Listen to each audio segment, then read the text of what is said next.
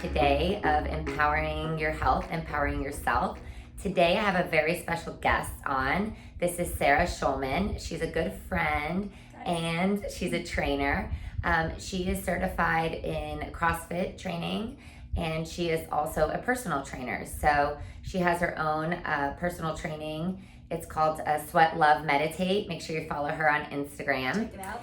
And she gears most of her training towards busy moms that are starting off or just trying to find a routine that works for them. So definitely check it out. And we'll be talking today about choosing your fitness routine, a coach, and really what fitness is and how to incorporate it into your life. So thank you so much for coming, Sara. You got it. Such a pleasure. I'm excited. I'm excited to share this with everyone. Same. I think I really want to start with how you would define fitness. Okay. So I would say fitness, aside from the idea of just working out, which is like probably dictionary definition, to me fitness is that healthy feeling. And by that I mean that feeling of like really just being able to do this on your own, So whether that's carrying packages from the grocery store to your car and then up the steps, or that means, managing your suitcases at the airport by yourself. Just being able to physically take care of yourself and not have to worry about, like when I sit down, am I not going to be able to get back up? Or, especially, these days obesity is like a really big issue in this country, and people so young are finding themselves in health situations where they really shouldn't be at such young ages, and you don't have to be, Right. And so you pretty much think it's the physical ability to perform, yes, and a task. And also I think that when you can do that and you have that confidence in yourself, like I'm good, I'm healthy, obviously it's a spectrum, but you feel good, and you feel confident and you feel like you can, it helps just in life, like you could do it, Yeah, so I think it's really important, and in my podcast I really want to, provide the knowledge so that people understand what fitness means. And I think one of the things that we see is that people think that just being skinny is healthy, and there's just so many parts that are important, and fitness definitely is one of them. Like you said, having that ability to do simple tasks every day is important to your overall fitness, and it's not necessarily being able to bench press hundreds of pounds, right? 1,000%. Yeah. If anything, it's more important to just do the simple tasks. Don't worry about bench pressing 1,000 pounds. Exactly. Exactly. So that's great. So another important aspect is for someone who's just starting out, what would you say is the best way to choose the right fitness routine for them? So if you're new and you're just starting out, the best routine, and this actually isn't just for novices, this is for anyone. The best routine is a routine you're going to do, no matter what it is. Absolutely. So even if for example, I work with a lot of new moms, busy moms, they're either working full time, even if they stay at home, they're just moms always have their mind somewhere else aside from taking care of themselves. That's just the nature of motherhood. But the idea is to find something that you're going to stick to and you're going to commit to, and you're going to do it consistently. So even if if you're starting out and it's just committing 5 minutes a day, 10 minutes a day, any routine that you're going to do, that you're going to keep at it, that's the routine you should start with. And it might take you a couple tries, and you might not like, if all your friends are doing spin and that's just not your thing. Like, for example, I personally just really don't enjoy that. Then that's not for me, Right, and move right. on and try something else, and don't give up. Just keep trying until you find something, because you will find something that sticks. Sure. And once you get there, you're gonna love it. Yeah, I think one of the important aspects is, we talk a lot about routine, but I actually think a better word is habit. Totally. I think it takes at least 70 days to form a habit. And so you're saying, incorporating, starting off with those 5-10 minutes and then increasing it to 20, but making that commitment to make a habit out of exercising. Yeah, that's such a good way to think along those lines of, habit creation, it's important to note that motivation and willpower will really only take you so far. So if it's not something you're if it's not super easy for you to do, and it can very seamlessly be fit into your lifestyle, and it's not something you're genuinely enjoying and you can feel good and see results, it's not, willpower will get you to here, but it's not going to get you where you over need to be, the where you want to thresholds. be. Yeah. Sure. So keep that in mind too. Yeah. Obviously, when picking a routine. Okay. And what would you say is the best way to choose the right coach or program? And do you need a coach? So same thing. The best coach is the best program. The best coach is the one that's going to motivate you to get you going. The best program is the one that's going to get you out of bed to work out. It's the one that's going to get you to do what you need to do. So, for example, like I work with a lot of moms, and I try really hard as a mom myself to like be understanding. Like I totally hear where they're coming from. And so for me, I find that relatability is what helps me with my clients. But there could be people out there, you know, you could, popular coaches, for example, all over Instagram, they might not work for you. Maybe you just don't like them. Maybe you just don't like their face, and that's fine. You know what I'm saying? Right. If it's not going to work for you, then that's okay. But there's so many options out there these days that you just have to, I really think it's really about just trial and error in the beginning, especially if you're new. Sure. And just once you do find that program and you do find that coach that's getting it done for you, that you feel almost like, I want to do this because I want to impress them, and I want to, then you know you found the right person. You know you've gotten to the point where like results are going to start mattering to you. And then once you start wanting to like impress your coach, then you know like you start to impress yourself too. Right. And that's where the real results come and the real growth comes. And it's like, it's such an incredible feeling to be like, wow, this is where I was last year and now I'm here. And yeah, so we talk about, I mean, Sarah and I both do CrossFit together, and CrossFit is not for everyone. I mean, it's something that I started actually now about 5 years ago. Yeah. And one of the things that I really loved about it is I always performed, I did a lot of sports, and I just loved that self-competitiveness. So even though I was competitive with myself, I also got to be competitive with my group and people, and maybe not, people more at the same level. But I think that's important, it provides that challenge and that ability to grow. Also, I think you want to find a program that's going to give you that accomplished feeling in enough time, like in a short enough amount of time that you're going to not get discouraged, Right. So I think of like, I always compare it to like thinking of my kids at the playground when they're like, look at me, I could do the monkey bars, like, right. And that's the best feeling when you're a kid and you could do the monkey bars. So like I remember the first time I was able to like do a real pull-up, and I was like, oh my gosh, like this is what I feel like. I haven't done the monkey bars in years, and I'm like almost 30, and I could finally do the sure, pull up. Yeah, and like, no, that's important. that same kind of feeling, and those small successes are what motivates you, and that's what builds on someone's want to keep that desire to exactly, continue. yeah. So that's important. That's great. One of the things that I hear and the biggest excuses is I don't have enough time. What is enough time for an efficient workout, and what do you think about that excuse?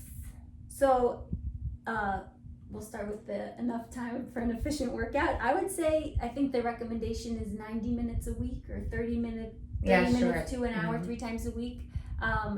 So that would be an efficient workout. But ideally, like I said before, you really just want to get started. So even if it's 5 minutes, 10 minutes, just get moving, especially if you're super new to working out. And before you even get to like the real working out, you want to even just build it into your schedule. And that could take some time. Sure. But as far as the excuse goes, so to me, and this is what I always think of, when I hear I don't have enough time, that's like saying to the checkout guy at the supermarket, I'll see you later. Like, you're not going to see them later. You know what I'm saying? Although the people at Target do know me. Okay. I do see them often. So it's more of like a fair weather. It's one of those like saying, like turn of phrase. It's not something that I'm actually like, oh hey, here's my number, let's hang out. Sure. Same thing with I don't have enough time. I think it's something we throw out very easily, especially as parents, because time is so precious, and as you get older and life gets more complicated, you realize how precious it really is. But if you're serious about getting fit, you're serious about working out, you're serious about making real changes to your body, then I don't have enough time is something that needs to be explored. So what do you really mean by that? Because there's always ways to incorporate things into your day, whether it's waking up early. I can't wake up early because I'm so tired. Okay, so take that time to sleep. Sleep is important, definitely Of course. important. Yeah. What about at night? And figure that out. And I think it's just about really digging deep and really figuring out, like, what is it that is making me feel like I don't have time?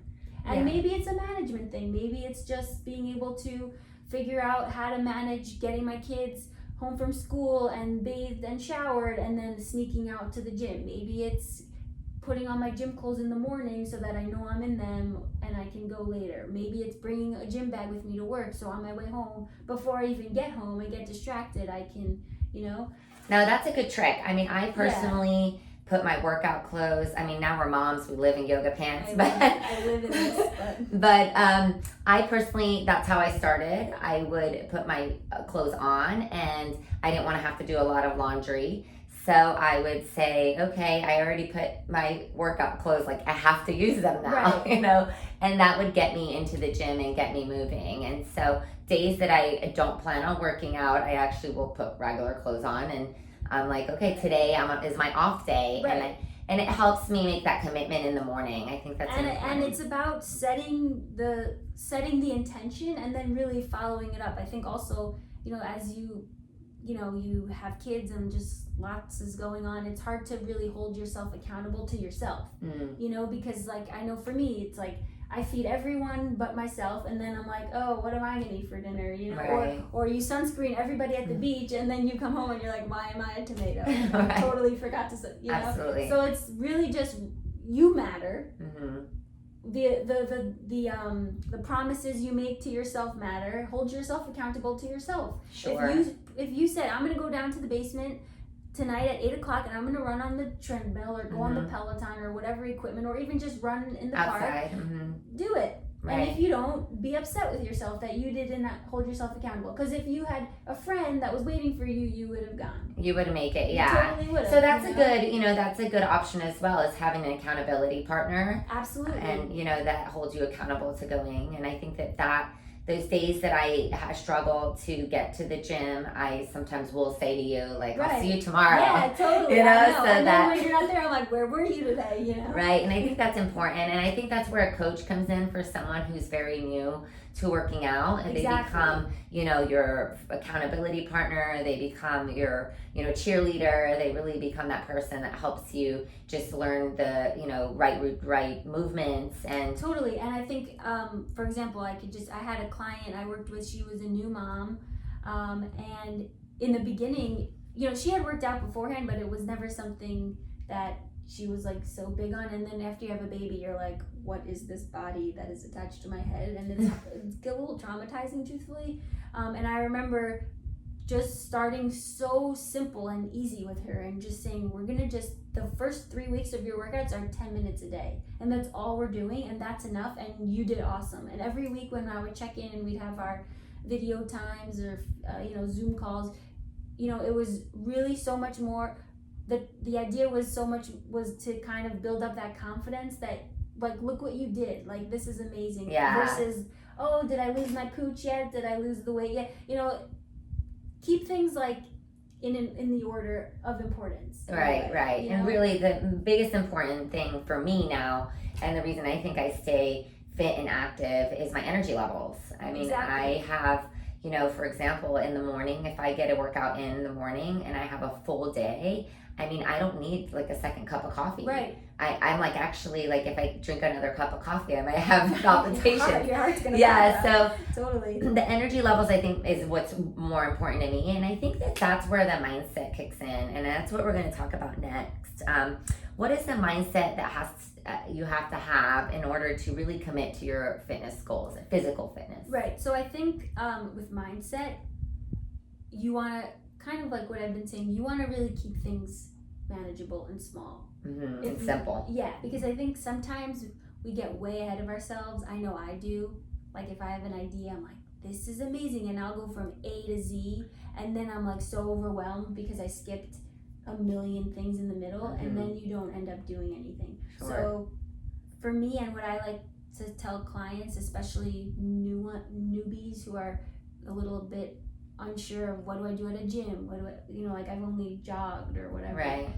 Just keep it super simple for yourself right now. And all we're working on right now is what we're doing right now. We're not thinking about working out tomorrow or the next day or in a week. Right. But as long as you're keeping yourself focused on what you're doing, it's really, like, as cliche as it sounds, it's one step at a time. And that's how you have to think about it. You know, it's kind of, not to make a CrossFit reference, but sometimes there's a kind of there's a workout style called a chipper in CrossFit, and it's like this massive workout. It'll be like 100 burpees, 300 sit-ups, 400 deadlifts. I'm making something up, but and the idea is to just chip away at it, and you just have a time cap, and you just got to get as far as you can. And it's almost like that mentality is sort of what I've even brought into life, and what I tell my clients: just chip away at it. That's all we're doing. We're keeping things small. We're keeping it manageable. Don't look at the whole picture, because if you just looked at that workout, you'd be like, and you walk out the door, right. So you're just doing it one burpee at a time, one burpee at a time, and that's, I think, what, as long as you can keep it to just today and just what you're gonna do today, you'll see over time it becomes so much easier. Yeah, and you said something in the beginning that I think is really key. And you said, you know, having that ability to just carry your groceries, you know, pick up your child, chase after your grandkids, for example. I think that that's really a focus. And so when I think about mindset, and this is pretty consistent in all of the things that I discuss, is, you know, really, what is that thing that, what do you get, and what is the pleasure that you get from keeping yourself, your fitness, your physical fitness, you know, at your goals and meeting those goals, and what is the pleasure points for that? And for me, like I said, is my energy level, stress. I think it's a great de-stressor. Yes, very good. And it's probably, for, you know, as much as I practice mindfulness, probably the only time I really get to be mindful and in that moment. No distractions. You know, I try to put my phone away. And although the Apple Watch sometimes will get me, but I think that's the pleasure point. And I think if you're able to really set those points, it makes a difference. And I guess, what would you say are some of yours? So I think I'm like right there with you. I think the idea of, you know, like, I'm a young mom, I have little kids, and I need to just be on all the time. And if I didn't work out and I didn't keep myself healthy and my own fitness maintained, I don't think I'd be able to. It would just be that much harder. Sure, yeah. You know, no, I know when you feel like, if you're not feeling good and you have to take care of your kids, everything is annoying. Absolutely. And your head hurts, and then you're angry, and then your mood changes, and it's just this like snowball effect. So I think being able to maintain your health and being able to maintain your stress, like you said, I think those are the two, you know, biggest things when it comes to just. And then I think what probably gets you even more in the mindset than pleasure is pain. And so what would you say are some painful things to you that you think about if you weren't to maintain your fitness? And I think you probably mentioned why, but yeah, I mean, I guess the biggest thing for me, my biggest fear, is just really like losing myself at this point. You know, like, I think I really take pride in taking care of myself at this point. And I really want to help other people take pride in taking care of themselves, because it's really important. And not even just so you can like look good in a bathing suit. This is like goes beyond that, you know. So really that self-care and prioritizing yourself. Yeah, and you know what I was gonna say before, I think, you know, people have this very, I guess you would say, like, you say exercise and they just like roll their eyes, or they get really upset, like, oh, I can't do that, or I don't want to do that. But it is possible, and it's like, this is what I always try to convey to people. You will, if you commit, you will get to a point where you almost can't imagine not. Right, yes. And I've done some... And that's becoming that habitual, the habit forming. And I've done some workouts where I was like, that sucked. but I loved it. And Yes. it's weird to think that you could say those two things in the same sentence, but you do, you get there. Yeah, no, I agree. I would say my pain points are definitely the overall not being healthy and able to take care of my kids. And I'm a very active person. I love going, snowboarding and paddleboarding and playing tennis, even though I'm not very good, and just those little things that I'm able to do because I have that physical fitness, or competing in, a Tough Mudder. If I want to do those things, I have actually maintained my fitness in order to do so. And it opens up just so many experiences that if you're unhealthy or you're not in a spot where you can think about doing, it just crosses things off the list for you. And why limit yourself? Exactly. And those limitations can really be painful. Yeah, and they can mess with your head, and then things again get worse. Like life is short. Yeah. As I'm full of cliches today, but life is short, and especially now we see what's happening in the world. Absolutely. It's crazy. So you don't want to. If it's within your control, take control of it and do the best you can with it. Absolutely, so, and I think it is within all of our control. 1,000%. What we really decide we're going to do each day with our time. I mean, we're all busy, and I think you have to prioritize it. You have to make it a priority to take care of yourself and to do physical activity, whether it be go play tennis or hey, let's go walk our babies around the block, or let's do a 15-minute walk. And it's as simple as that. And I think the best thing that you've said so far really is keeping it simple. And I think that's really important, especially for moms. I guess in summary, if you could tell us the 3 key recommendations you would give someone that wants to start today. Okay, well, the first thing I would say was, like we've been saying, keep it simple, super easy. Don't overcomplicate things for yourself. The second thing I would say is think about what is going to motivate you, because in the beginning I think that willpower and that motivation will get the wheels turning for you. The goal is to eventually move past that and make it a habit, but until then, think about what is really important for you, even if it's as cheesy as taking a paper out and making a list of like, what are my reasons why? Sure. Your why is really everything. Absolutely. Yeah, and really internalize that, And then the last thing I would say for someone who wants to get started is just try things out. Like, don't be scared. Honestly, no one really knows what they're doing ever, and the other thing is no one's really watching you. Right. I think we all have that fear. Like, I remember when I was first getting into working out, like I would only stay by the cardio machines because I was too scared to go to the weights. But at the end of the day, no one cares. Even if I look like an idiot by the weights. Okay, so then that time I looked like an idiot, and then next time I go, I'll figure it out, and even if what's the worst that will happen? Someone will come up to you and say, ma'am, you're doing that wrong. Okay, so how do I do it? Exactly. Just like, don't be afraid to mess up. I agree. Just do it. I have tried everything. I mean, I really have. Same. I've embarrassed myself in hot yoga classes where like there's been women double my age next to me who are like in these pretzel knots, and I'm like, I think that and actually hot yoga is a good example. I remember first trying that, and I hated the repetitiveness of the positions. I think it was like Bikram, and I was like, I just do the same positions every time. Like, this sucks. And the amazing part is I stuck to it because I was like, let me see what this does for me. Like everyone's talking about it. And interestingly, I had that challenge of getting better and better at those same positions. And then I realized that's why they had that same routine.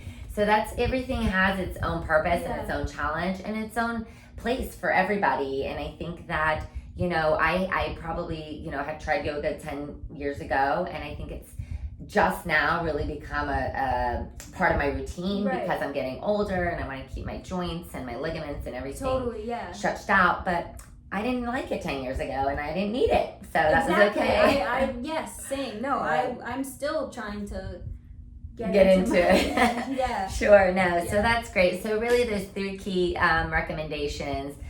Keeping it simple, and we keep it simple, get started. Nobody's paying no attention one's to what paying you're attention. doing, and really knowing your why. And I think that once you label those three things, then that's really it. Really just do it. There's really just no start. other... Yeah, just start somewhere. So thank you so much. That was Thank so you. great. This was awesome. I'm really happy to share this with everyone. I think it's a great place to start. Totally. If you want to learn more about Sarah, just follow her. Need a coach, or you need a coach. I got you. Somewhere to start at Sweat Love Meditate on Instagram, and that'll be in the show notes as well. And thank you so much for sharing this time with us, and we hope that you will continue to follow us at Vitaya MD, and that you'll continue to listen to our podcast. There'll be some great fun. I'll definitely have Sarah on again. Yes. We'll talk about some more crazy stuff that we get into and how we make this mom life work for us. Until then, empower yourself and empower your health. And thank you so much for joining us. Bye.